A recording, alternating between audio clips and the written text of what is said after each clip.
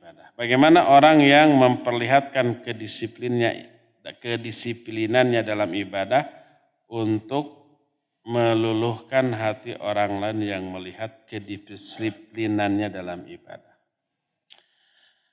Disiplin dalam ibadah tidak diragukan lagi termasuk jenis akhlak yang mulia. Akhlak kepada siapa? Akhlak kepada Allah dan kepada Rasulnya. Akhlak itu tidak hanya kepada sama manusia, ada akhlak kepada Allah. Tauhid itu akhlak kepada Allah. Iman itu akhlak kepada Allah. Termasuk ikhlas dan khusyuk dalam sholat akhlak kepada Allah. Dalam sholat yang ikhlas dan khusyuk ada akhlak yang mulia kepada Allah.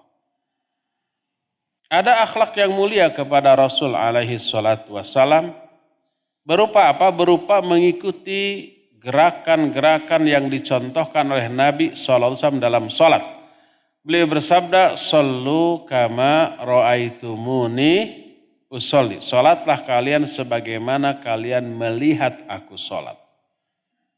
Bagaimana cara sedekap, bagaimana cara angkat tangan, bagaimana cara ruku, di mana ruku tangan diletakkan ketika ruku, bagaimana jari-jari tangan apa tertutup, apa terbuka ketika ruku.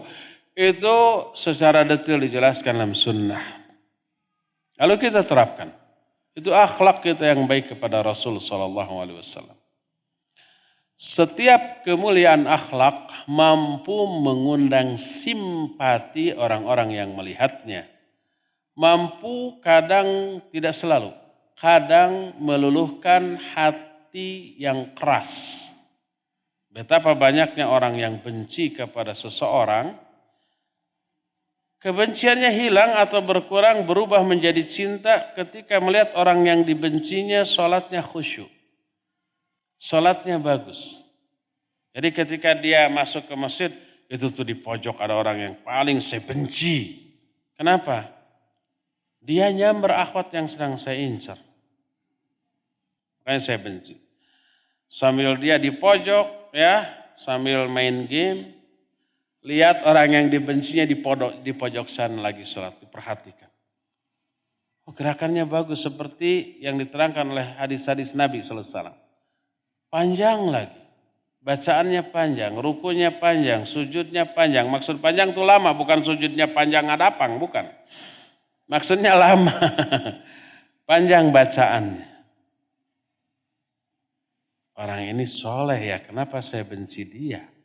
Orang ini sholatnya bagus, orang ini dekat kepada Allah, lihat ekspresi wajahnya. Padahal dia tidak tahu sedang saya perhatikan. Lihat ekspresi wajahnya ketika sholat, begitu adem.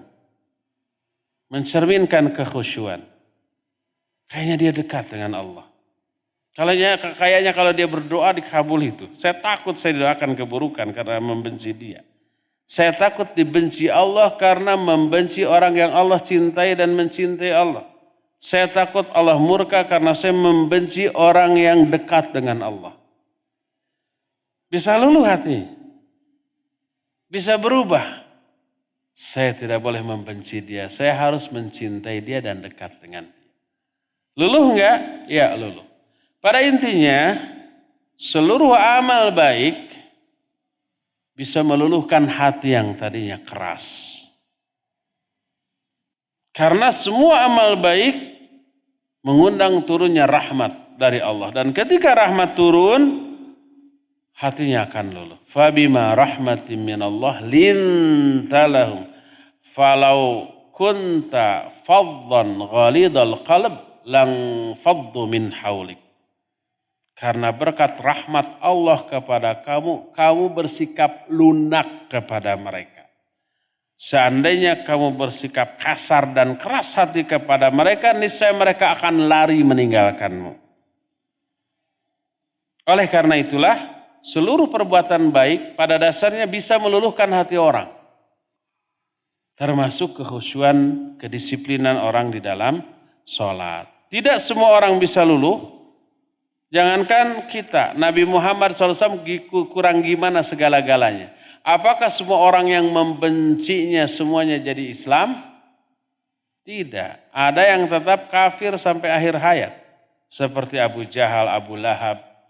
Seperti ya orang-orang kafir yang lain. Sehebat apapun akhlak Nabi SAW, tetap hati mereka tidak luluh.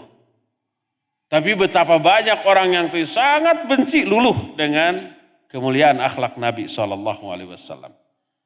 Jadi prinsip dasar seluruh perbuatan baik bisa meluluhkan hati yang keras, walaupun tidak semua hati yang keras bisa luluh oleh perbuatan baik.